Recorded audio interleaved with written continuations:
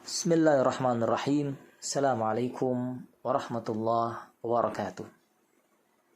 Adalah sang ulama besar dari kota Al-Mukarramah, Abu Abdurrahman Abdullah bin Al-Mubarak, biasa dikenal Abdullah bin Mubarak.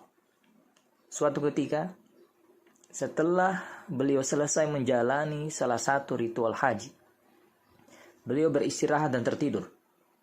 Dalam tidurnya, beliau bermimpi melihat dua malaikat yang turun dari langit. Beliau mendengar percakapan mereka. Berapa banyak yang datang tahun ini? Tanya malaikat kepada malaikat lainnya.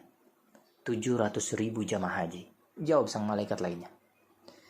Berapa banyak mereka yang ibadah hajinya Allah terima? Dijawab, tidak satupun.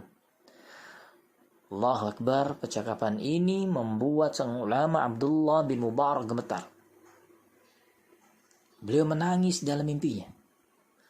Semua orang-orang ini telah datang dari belahan bumi yang jauh, dengan kesulitan yang besar dan keletihan di sepanjang perjalanannya, berkelana menyusuri padang pasir yang luas, dan semua usaha mereka sia-sia saja. Sambil gemetar, beliau melanjutkan mendengar cerita kedua malaikat itu. Namun ada seseorang yang meskipun tidak datang menunaikan ibadah haji, tapi ibadah hajinya diterima oleh Allah. Dosa-dosanya Allah ampuni. Berkat ia, seluruh haji tahun ini Allah terima. Masya Allah. Itu kehendak Allah. Siapa orang tersebut? Tanya sama malaikat. Beliau adalah Sa'id bin Muhafah, seorang tukang sol sepatu di kota Damaskus. Mendengar ucapan itu, sang ulama langsung terbangun.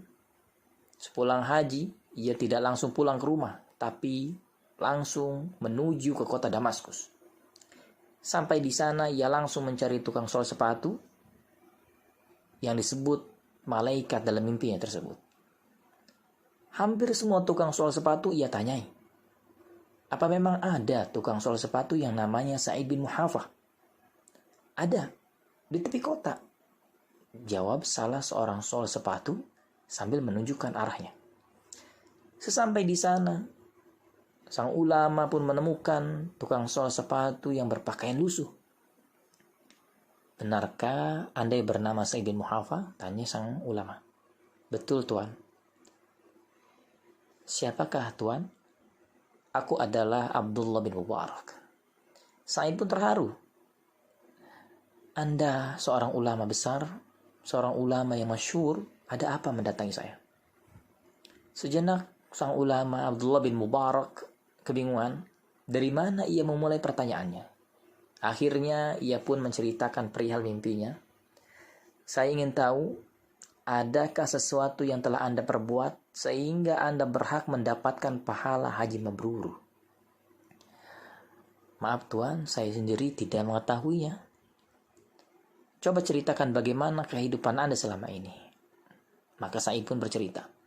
Setiap tahun, setiap musim haji, aku selalu mendengar labbaik Allahumma labbaik, labbaik la syarika laka labbaik, innal hamda wan ni'mata laka wal mulk la syarika lak.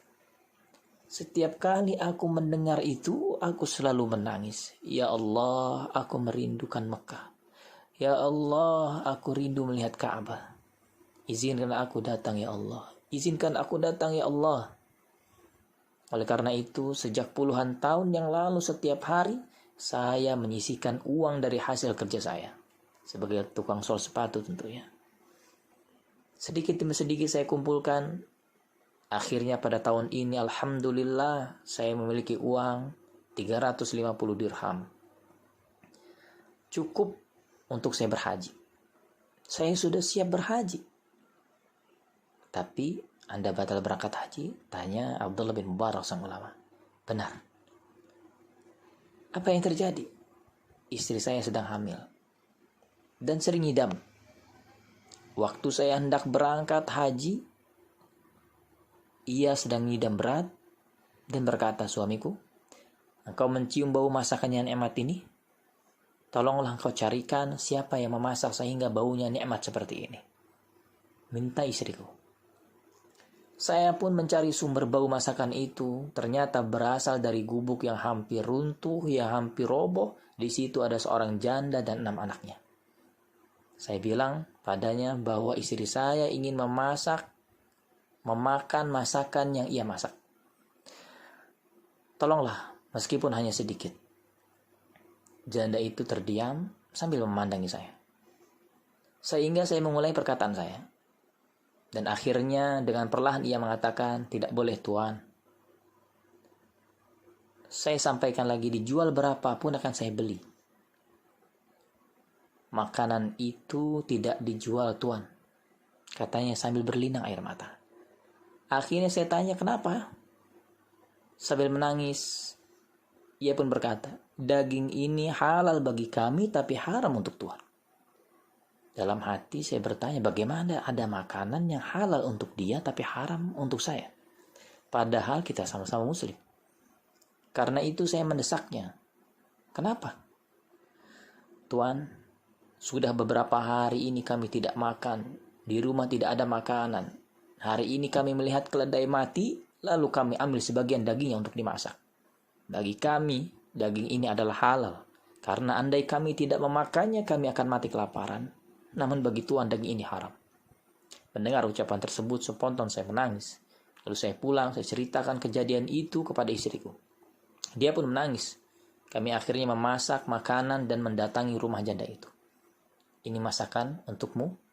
Uang peruntukan haji sebesar 350 dirham pun saya berikan kepada mereka. Pakailah uang ini untukmu sekeluarga. Gunakan untuk usaha agar engkau tidak kelaparan lagi. Dan aku ucapkan, ya Allah, disinilah hajiku, disinilah Makkahku. Allahu Akbar walillahil hamd. Allah mengetahui isi hati kita. Allah mengetahui niat kita, tujuan kita. Allah berikan apa yang kita inginkan. Karena Allah tahu kita tulus memintanya. Allahu Akbar walillahil hamd. Tolonglah saudara-saudara kita. Jangan sampai kita bernikmat-nikmat, tetapi saudara kita di sekeliling kita kelaparan.